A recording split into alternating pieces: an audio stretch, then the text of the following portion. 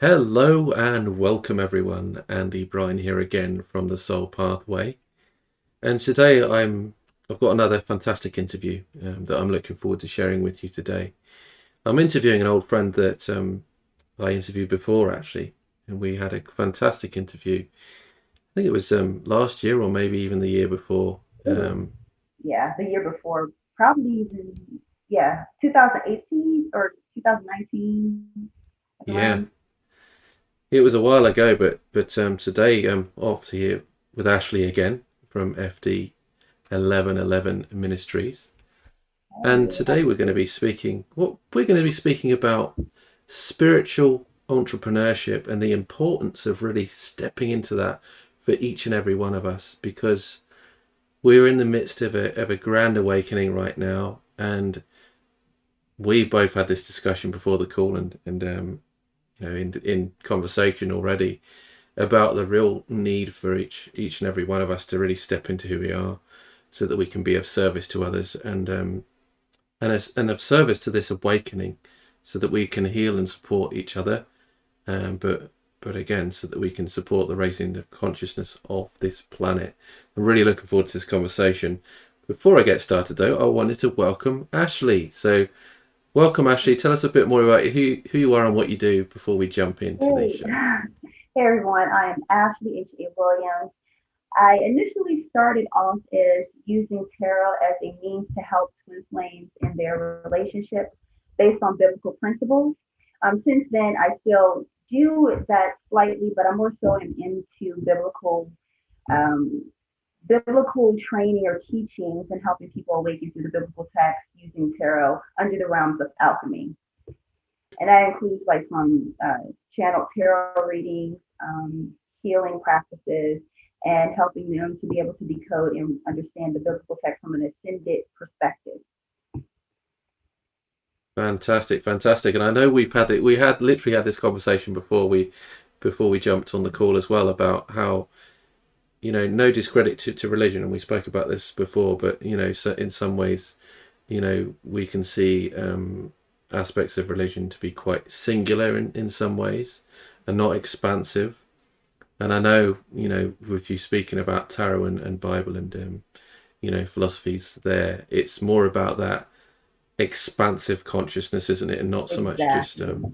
you know. Right. Exactly. And that's what I really want to show people. This, so I sort of kind of keep the spiritual entrepreneurship slightly separate because I did develop a course for spiritualpreneurs. It's a spiritual business startup academy, and that keeps my personal ideology out of it, and it more so focuses on helping those to be able to transition into spiritualpreneurship. However, with the ministry, that's where I go into like the biblical text and tarot and alchemy and how they all like go hand in hand pretty much. So it's something a little separate. So I was referring to my personal ministry when I was talking about the biblical text and stuff. And I do believe that it's all connected, every aspect of religion. So it's like a template, if you will, to help us to connect, supposed to help us connect to the divine, to God and all. However, through men sort of tweaking it and misusing it, that it has become a tool to sort of hinder people and keep them in the lower mindset. But I want to help people to transcend and ascend above that. Definitely. And I love it, you speaking about the alchemy aspect, because Mm-hmm. it is in many ways that alchemizing process, isn't it? Of, stepping away from the constructs, you could say, of what defines these religions, and what we place on it as human beings, these constructs. How do we step outside of that and shift that consciousness and step into who we are, really, isn't it? Exactly. I totally agree. Everything is about ascending, not being stuck in the carnal mind, which I call like the basic mind, our basic needs, our basic survival, and stepping above that and being able to transcend the human experience to connect to our higher self. Yeah. So I've got a few questions here. I've got a few questions before we jump into Ooh, spiritualpreneurship and really stepping into our purpose and passion and things like that.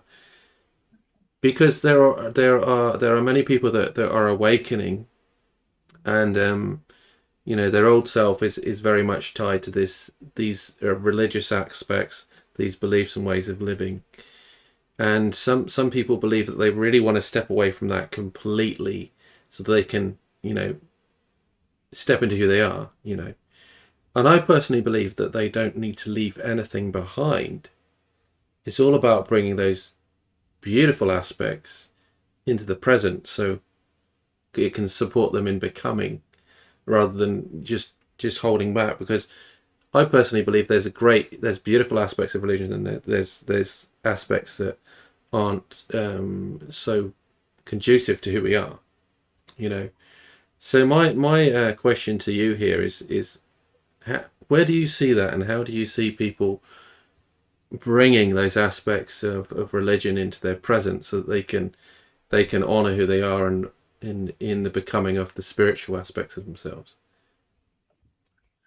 Well, I have really two things to say. First thing I would like to say is that in some forms of spiritual practices and spiritual communities, I do feel like it's becoming more religious mindset. Like religion, it's become like a new religion pretty much, because it's what I have noticed is that people feel like they have to have specific things that you have to do in order to be spiritual.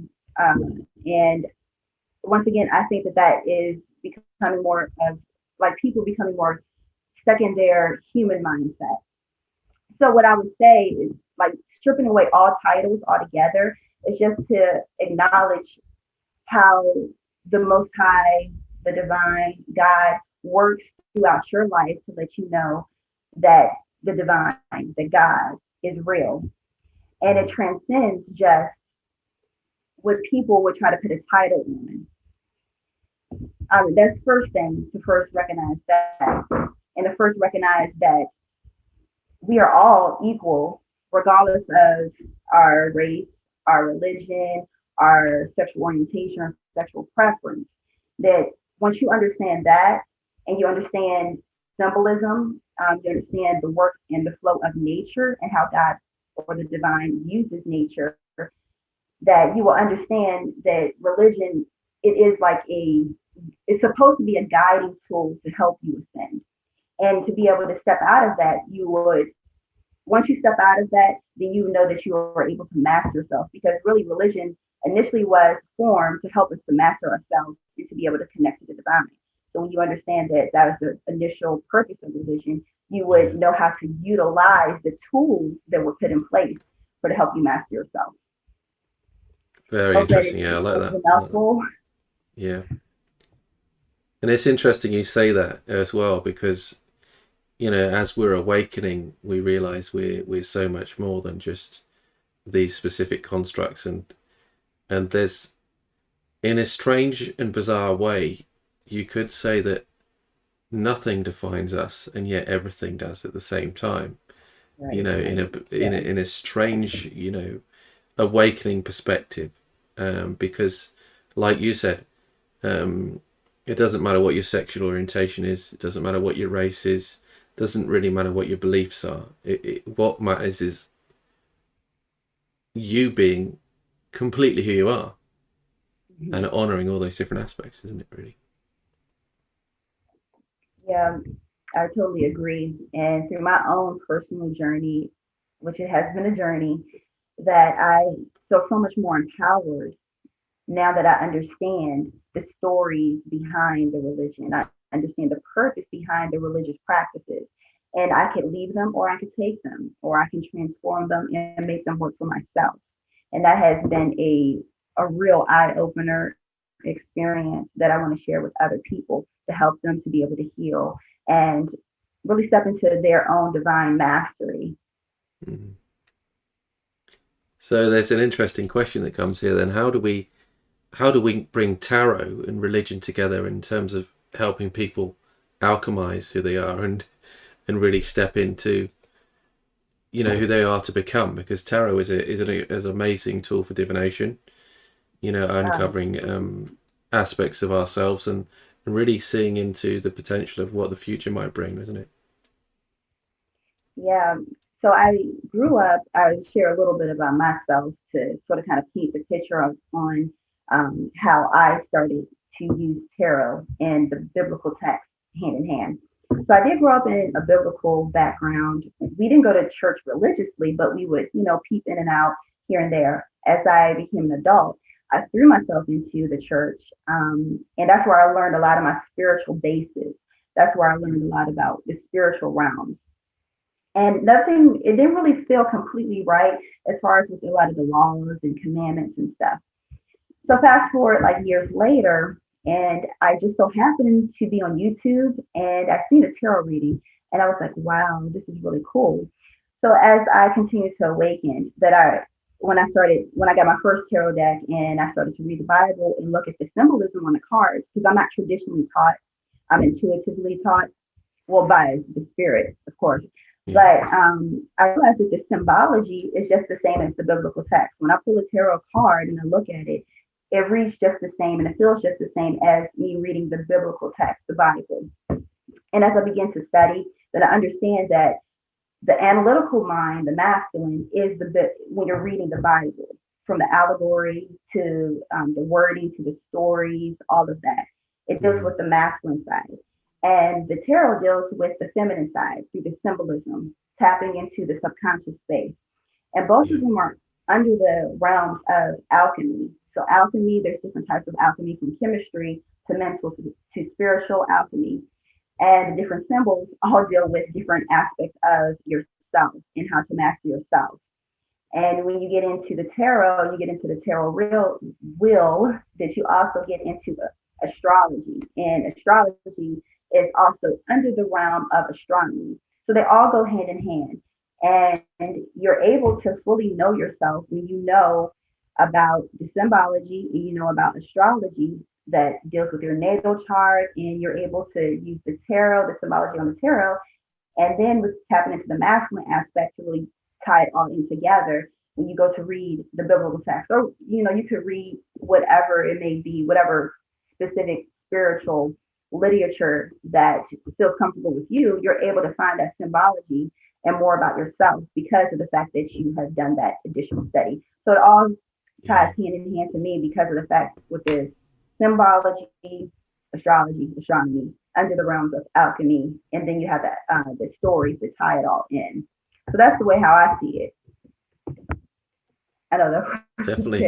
Definitely, and it's very, very interesting you mentioned that because I've been a great studier of Joseph Campbell's work, for many years, and I don't study him so much anymore because I've gone into the depths of his work, and I'm exploring more other aspects of psychology and spirituality. But what I loved about his work was comparative religion and noticing the stories and symbolism within each and every one of them. And it's interesting you're noticing them in tarot to help people alchemize and shift and change. Yeah, I think it's a good tool. It's not just necessarily for predictive purposes, how a lot of people like to use it, which I have used it as a form of divination. And by the way, divination is in the Bible as well. But it's to really learn yourself and to learn about what's going on around you. And it's really a spiritual tool. And I mean, I really do love it. And I recommend it for people to be able to really tap into their subconscious mind and to see what's really playing under the surface. You can utilize that as a spiritual tool. Yeah. Yeah, and that's what I love about astrology as well. Actually, I've been speaking to clients about astrology, and I'm definitely not an astrologer by any means, but I always suggest and recommend that people look at their own charts so that they can understand themselves, understand their subconscious, and even how they show up in the world. Because again, that really does help them step into who they are meant to be, isn't it? I agree. And astrology is in the Bible. Not just the North Star. I hear a lot of people mention that about the North Star when the three wise men were trying to find the baby Christ. But throughout the Old and New Testament, astrology is made reference to, especially as you get deeper into symbology. you will really see it will pop out literally on the page to you. Yeah. Yeah. So we step into today. We step into what is happening in the world right now, and we both said we don't want to we don't want to be looking at it from a political perspective in any way, shape, or form, but we want to look at it from a spiritual perspective. Yeah. Because so many people are speaking about this mass awakening, and I think in many ways it can be challenging, and we know that, you know, through great hardships brings great change as well, and I think that is where the awakening is coming through the understanding of what they're experiencing in life, and the structures at which they've been living by, all of these things breaking down in order for them to awaken, and, you know, us as a collective to birth a new world, isn't it? You know. Mm-hmm. I totally agree. Like with this, some people calling it the Grand Awakening or the Great Awakening, that some people already were awakened and were in the process of awakening. And then there was others that were not aware of what was going on because they were so caught up in the matrix, so caught up in their carnal existence. So the divine God had to shake things up in order for people that were on zombie mode almost to really snap up out of it. It had to happen in a fortunate circumstance for as we continue to progress as human and through the human race and through the world. But there were some casualties in this whole awakening process, and prayers go out to their families and everything like that. But the overall bigger picture is that of the evolution of humanity, of the world, and even of the universe, pretty much, because the world, the universe doesn't just revolve around us, but it's a conglomeracy of different existences, different dimensions. All of it plays hand in hand together. So I think, although it has been a very difficult process, that yeah, you're exactly right. We are birthing a new existence, a whole new reality, a whole new world. Yeah, yeah. The question is though, and this is what was why we called the podcast what it was today, is spiritualpreneurship and the importance of really stepping into who we are to support the mass awakening and to shift the trajectory of this planet into something that is absolutely beautiful. Because in many ways we can't just expect things to change, can we? We have to, people say be the change you want to see in the world, and in many ways that's what we need to do, isn't it? I agree. You can see the progression of mankind throughout history, even just recently with the industrial age, where people had to work very hard to make a living, pretty much. And then now we are in the age of Aquarius, and we're out of that earthy energy where you have to work very physically. Now we're in this airy energy where you have to tap into the ethers. The ethers is all around us, the spiritual realm. So that's from a more esoteric standpoint of things. So taking this to a more basic, mundane level, that with the progression of mankind, you can see the progression of things like with the machineries all the way to AI, and AI sort of moving into the work fields, into the workplaces. So this is going to cause a gap in between those that refuse to really make that transition into either entrepreneurship or either the online space, and then those that wanted to stay in the regular way of how things were, like the rat race, working very hard, having to push hard for things to happen. Yeah. What's going to happen in between that space, that gap? People are going to have to transition to the age of Aquarius, the airy age, the online space, if you will, to more tapping into that lighter energy of magnetizing things towards you. So with this shift that is happening, that people are really going to have to make that decision. And I think that what's happening, not just going with online businesses or spiritual businesses, but as well that the need for materialism is starting to diminish. So people feel like they have to have a whole lot of money or a whole lot of resources or a whole lot of extra this, extra that, tons and tons of shoes, the move of minimalism. So I say all of that to say that if you're making this transition, willingly or not, that when you make this transition, that things will become easier. At first, it may be a little more cumbersome because you're going through a transition, but through the evolution within ourselves and then with our children and so on and so forth, that the world will be more of a balanced place because less materialism, people will be more abundant and more healthier, more freer, youthful.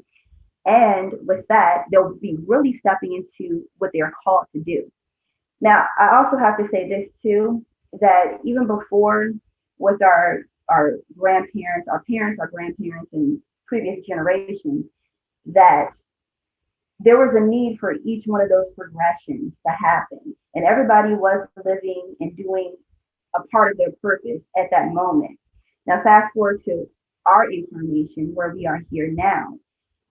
Yeah. Now, I'm not saying that like every single person has to transition into a spiritual or online business, because you could very well be doing your specific spiritual call while you could be a janitor, you could be working at a restaurant, you could be working a regular job, you could still be doing your specific spiritual calling. But it's just for that person to know for sure that they are living their divine purpose.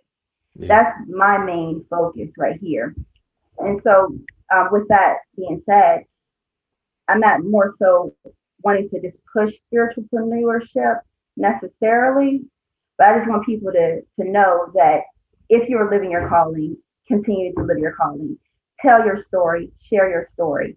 If you are being called to go into spiritualpreneurship, tell your story, live your story, help other people do the same. Regardless of the situation, both people are correct. As long as you are living your divine purpose out, regardless of what your job title may be. Yeah, and what I'd say to what you said there, I do completely agree with you and resonate with what you've said there, and I think it's beautiful, and I think everybody in this world has purpose and can live from that place of purpose. And you could say what is it to live spiritually? What is it to live with purpose? And I'd say the highest vibration that we're stepping into with regards to our awakening is divine love. So how do we, it may sound corny, but how do we spread that divine love to everyone in whatever work that we do, whatever profession that we are, so that we can shift in the vibration of loving and honoring one another, Regardless of, like how you were saying, regardless of the job title, regardless of what field of work you may be doing, by knowing yourself, you would know where you're supposed to be, what you're supposed to be doing. So working on a solid spiritual practice is number one. And with that solid spiritual practice and really seeking the truth with no bias, then you will know what you're supposed to be doing at what time. That would be number one. And number two would be through this spiritual practice, that when the transition comes and when the time comes, then you would know where you're supposed to do and how you're supposed to do it. So I think that it all boils down to knowing yourself and living that purpose. And through that you will be able to help others do just the same. Yeah. So it all boils down to spiritual practices, and through those spiritual practices, learning about who you are, and that will help you be able to fulfill your purpose. Yeah. I hope I answered the question. I think I may have danced around the question a little bit. No, I love what you said. I love what you said there, and much of my work is all about connecting with your soul, and I know your work is what you do, and it's amazing as well. Like helping people, really become who they are by understanding their own story, with relation to the Bible studies and tarot as well. But when we do understand ourselves, like you said,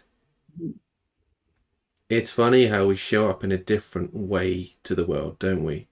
You know, it's not that we don't need to be anywhere, but we just need to be who we are, isn't it? Really? Exactly. And it's all about shedding the shame. I know, like some people that may have came from religious backgrounds, or from certain family ideas or circumstances that they may feel guilty or bad about leaving those practices or those beliefs behind. But if they do not resonate with you, that it has to happen, because you're here to help push the evolution of humanity in your own specific way. And that could be on a mass scale or it could be on a more smaller scale. It doesn't matter about that. It matters about if you are truly honestly living your purpose. And through you living your purpose, that other people will feel that, regardless if they see you physically with their eyes or they feel you. We are in this space of where people can feel other people, even if they don't know who they are. That the more people that live their purpose, the more that we're raising that awareness on an energetic level for other people to do just the same. And then those barriers will be broken down even quicker. Yeah. So just live your purpose. That's the best thing to do. And you will run into the right people at the right time. Those people that may need to hear your story, those people that may just watch you from a distance, you know, a person that lives way across the world. Even now with the internet age that we're in, you can have soul family and really physically know who they are at this point in time. And that's truly a blessing Mm. when our ancestors didn't really have that afforded to them. Yeah, and I love the interconnectedness of us now as well, because we seem to, and I don't know about everybody else or that's spiritual, but we tend to notice our spiritual and soul family quite quickly by the vibrational signature at which they give off. And it's a beautiful energy and connection that we have to these people. And these soul tribe help us to evolve our consciousness and awareness, and also help in assisting the awakening, don't they, really? I think it's beautiful. I know during the summertime, like midsummer, maybe mid to late summer, it was a message that came through about, like, I would think even from a younger child, like, why was I born at this time to this specific family with these friends in this area? I would question that. And I felt led to share that with the collective, on my YouTube about the reason why you were born where you were and all these different circumstances is because you are here for a specific purpose. You come here with specific spiritual gifts. Yeah. And it's up to you to find out what those gifts are. Now, you don't have to go out and search for them. Every single day, if you choose that morning when you get up that I'm going to live my purpose in this moment, Mm. and before you know it, these different signs, these different synchronicities, these different circumstances will come to you Yeah. to help you awaken in that moment. And then you choose the next moment to awaken and align, and it keeps going like that. And before you know it, you have gathered all these different spiritual gifts, this knowledge, this wisdom, clarity that you didn't have before. But it's about you taking ownership of that specific moment. So don't feel overwhelmed by, okay, I know I'm supposed to be doing something more. Now let me go out and go search for it. You don't really have to do all of that. It will come to you. You say a prayer to whatever name you want to use it, the all in all, and you ask your God, help me in this moment. What am I supposed to do in this moment? What am I supposed to say?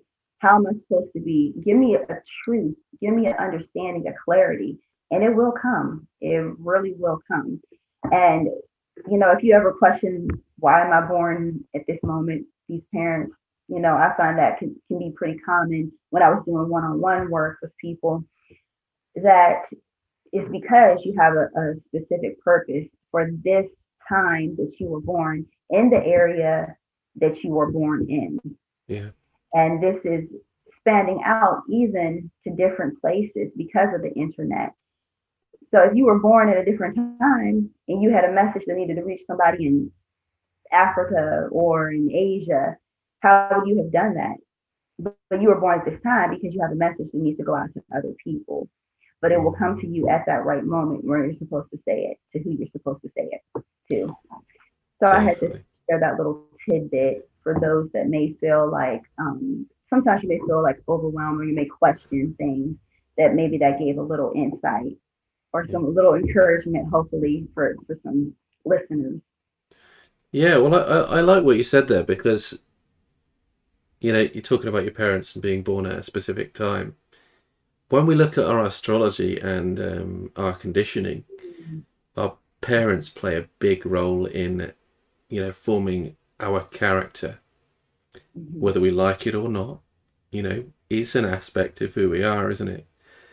So if that's an aspect of who we are, we have to honour it, notice our character, step into the greater aspects and the beautiful aspects, and even heal those darker aspects so that we can become and step into who we are, and support in the healing of others. But that's what makes us unique. Our ancestry makes us unique. Our parents make us unique. That family line that dates back from generation. Yes, we need to heal it, but it's really who we are still as well, isn't it? In many ways. I agree. That's well put. I mean, I've even discovered that through astrology, you can find out about your grandparents and about things about them and your siblings and everything like that. I was like, wow, that is it's a beautiful science and a beautiful language. I really love it. I'm Yeah. not an astrologer. I mean, maybe later in life, possibly, you never know, but it Yeah. is very, very beautiful and a very useful tool for learning yourself. Now, it can be like anything, it can be used either or way. Some people sometimes use it and it sort of kind of blocks them from wanting to ascend or wanting to transition out of just the mundane, like when is the money coming or when is the husband or the wife coming? All of that will come. Right now it's time about mastering yourself so you can attract the right person or can attract the right job or spiritual business or whatever the case may be. So Yeah. I mean, I really do enjoy astrology. I think it's great.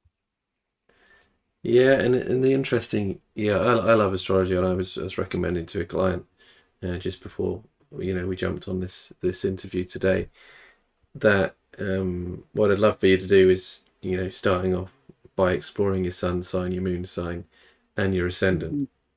Just those to start off with, to really uncover who you are to begin with. And it's amazing when we look into it that we understand so much more about ourselves, how we show up in the world, and what our personality is like. At least from a Western astrologer's perspective, because I love the Eastern astrology and the fact that it's more soul based from my perspective. Yeah, yeah. But they're both beautiful in their own rights, aren't they? So, I know. I enjoy it too yeah. very much. So going back to you know the subject of the show, mass awakening. How can we as individuals support the growth of this mass awakening? How can we support one another as we start to move the trajectory of the planet? Because we know that we can't do it alone, but we have a purpose and a mission, each and every one of us, and I think we all have a role to play, and we all have to step into it. And for me, that is all about that calling that we have to answer. I think the best way of how to help the trajectory of the collective of the planet, um, I've said it like a couple of times, and I know it may be like, oh, you're saying it again. It's all about knowing yourself. Like when you know yourself and you continuously work on mastering yourself, literally you help other people do just the same. Yeah. And it's from on many different levels from an energetic standpoint because it builds in momentum and it builds an energy of people wanting to raise their consciousness and wanting to find out more about themselves on an energetic standpoint. physically, because people physically, you'll be surprised who knows who you are or who sees you that you don't even recognize that sees you. Mm. And they could view and see the difference. So by you knowing and coming to grips and understanding and accepting yourself, that you are really helping to progress the rest of the collective in the world. And through these different transitions throughout your life and, learning yourself and knowing yourself, as well, I feel like it's important to say that not to get attached to any one of those ideas or um, identities that you form around who you are becoming. Like when we go through the spiritual awakening, well, before you have like your ego, you have your identity, like I'm a woman or I'm a man, I'm this race, I'm that race. And then you go through the awakening and then you take on a whole nother identity. And that identity, you can get attached to it. And then the spirit is trying to move you forward to a whole nother realm, but you can be attached to that old identity and it's outdated. So we have to remember to keep transitioning. Don't, be attached to any one of the identities. Yeah. Just keep on progressing, keep on growing, keep on transforming. And I think that really helps the collective evolve as well. Yeah. We've always got to continue growing and evolving, don't we? We can't stay the same. Yeah, I feel like looking back at our origins and roots is also quite key to being and staying humble on our journey, and knowing that we're all very much the same. We're all very much the same, Yeah. and we've got to be humble in that. But I don't know where I was going with this so much, but sort of we talk about always growing and evolving and stepping into the new versions of ourselves. But I also feel it's about not losing those beautiful old aspects of self, of who you were, because that's still a part of you, isn't it? Very, yeah, very, very true. Yeah, Yeah. I know that is a very important part as well. I know that, like, even going back to spiritualpreneurship, that initially when I started off YouTube, like I was saying, tarot, primarily for twin flames to help them. And since then, like transitioning, I've been through so many transitions, so many rebirths. And just the other day, it really hit me. It's like, Ashley, you need to be able to let go of any type of like attachment. If you feel like you're attached to something and you feel like you're supposed to stay there, or you're supposed to stay stagnant in that one area or that one space, that one idea, Mm-hmm. you have to learn how to let it go. Um, and that really helped me because through these different transitions, and I've changed up the way how I teach, or the way how I may do a video or edit something, something of that nature, or specific topics that I may want to cover. That I'll find that things will fluctuate from clientele to I don't really like to say subscribers and followers. I like to say members to Yeah. members and member participation, excuse me, and different things like that. And I was like, well, am I doing something wrong or am I not? How you sort of kind of question yourself. And then that's when that clarity came through. It's like sometimes people may be in your life for a reason and for a season. And we don't always need to be in winter. We don't always need to be in fall or summer or spring. The way how the flow of nature works is that it's cyclical. We have to allow that energy to move. So people may come only for a specific period of time. I really wanted to say a specific spiritual meal that they feed on. And if they're finished, that's perfectly fine. Let them transition out. It's the same thing with clientele. Like I'll have a certain set type of client. But as I was growing, I was being pushed to go to a different direction. I sort of kind of lingered in between because I was like, well, this is what targets my clientele. Yeah. And if I change that too much, the clientele sort of kind of changes, or either they dwindle off.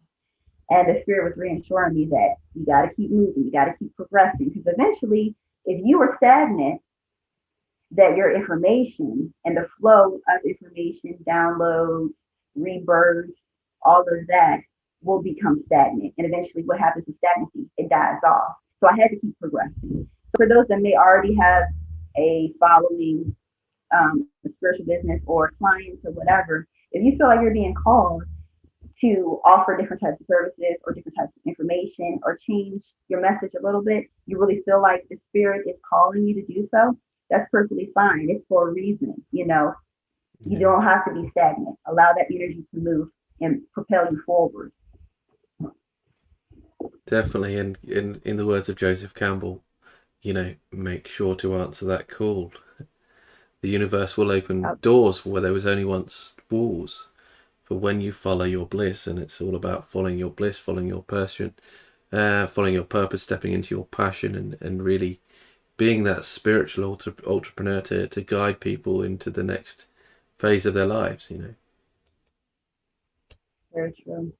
That's the part of being a spiritual trendsetter. Like a trendsetter, people usually think of a trendsetter, someone that's trendy, like, oh, they got the newest outfit, the newest car, or whatever the case may be. But with a spiritual trendsetter, you're setting the tone for people to step into their spiritual mastery, step into who they are. You're leading the way. Literally, you are clearing the pathway for others to come through, almost like Moses clearing the pathway for the Israelites to walk the path. So that's what our role is as spiritual trendsetters, is to clear the pathway so that others that may not know the pathway, may not know how to find themselves, may not know about spirituality and spiritual tools. We are clearing the pathway so they can do, you know, maybe not even follow behind us, but at least have the pathway clear so they can know about it and know about how that it is an alternative way of how to live and how to find themselves. Yeah. Don't know why I had this come up when you were speaking there, but I had a vision of Lion King, and I remember, you know, that Simba was spoken to by his father, and he said, "Remember who you are." You know. Oh yeah. I know I love The Lion King. When the first original one came out was when I was younger. I literally watched it over 100 times. It was on on the videotape, and I broke it because I watched it so much. But yeah, Lion King, very heavily symbolic movie. I love it. Mm. Yeah, definitely me too. It's my favourite Disney movie. But I just thought of that then, and it's, you know, stepping into our purpose and passion is, and honouring our calling is quite simply a process of remembering, isn't it? Really. So we're moving on to the final sort of, you know, hurdle of the show. So one final question is, what extra bit of spiritual guidance and wisdom would you tell for people, or would you pass on to help people, you know, step into their purpose and passion and become the spiritual entrepreneur? I would say that what really helped me and helped other people is knowing and first finding your story and knowing it and owning it. It's somebody out there that needs to hear your story, the way how you tell your story, because that will resonate with them to help bring them their freedom, help to bring them their acceptance and love. So as spiritual trendsetters, that we are here to help other people, but we first help ourselves. And by helping ourselves, that we help other people. It's interchangeable. So know your story, accept your story, and share your story. It could be a person on the block. It could be on platforms like this, whatever it may be, or wherever it may be. Make sure that you do share your story, because it is power in your specific story. Yeah, And that's yeah. pretty much I there. love it. And there was another great quote, which was all about the journey. Your journey is your message, and your journey will be the thing that inspires others, and that will be the story that will give them the motivation to step into who they are as well in many ways. very true. And there's beauty in everybody's story. Yeah. So where can we find out more about yourself, who you are, and what you do, so people can connect more with your work? Well, YouTube, of course, FD11 Ministries, and as well Instagram, the same handle. Facebook, I do have a Facebook profile, but I don't really like Facebook, so I don't really post there. But you can at least find my links there if you are on Facebook. And I just joined TikTok. It's all right. But the main place that I'm at are YouTube and Instagram. And I just recently started back posting regular blogs, the1111 ministries.org. So you can find some of the blog posts as well as some of the videos there. Fantastic. Yeah, so you can check me out. Excellent. And for everybody listening to this, you can find all the links below this video on YouTube anyway. And if you're listening to the podcast, hop on over to YouTube, head on over to the YouTube channel, and all the links will be there.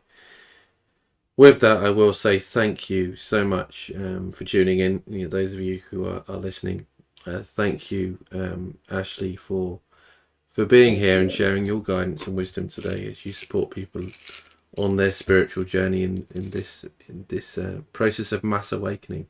It's been much appreciated. And with that, I will say thank you again for listening, and I will say bye for now. Take care, and much love. Bye. Thank you guys for having me. Thank you, Andy. And I was telling Andy before I got him, and I hope I'm not going to be too corny, because I do have a little bit of a corny side to myself. So thank you guys so much. Take care. Thanks again.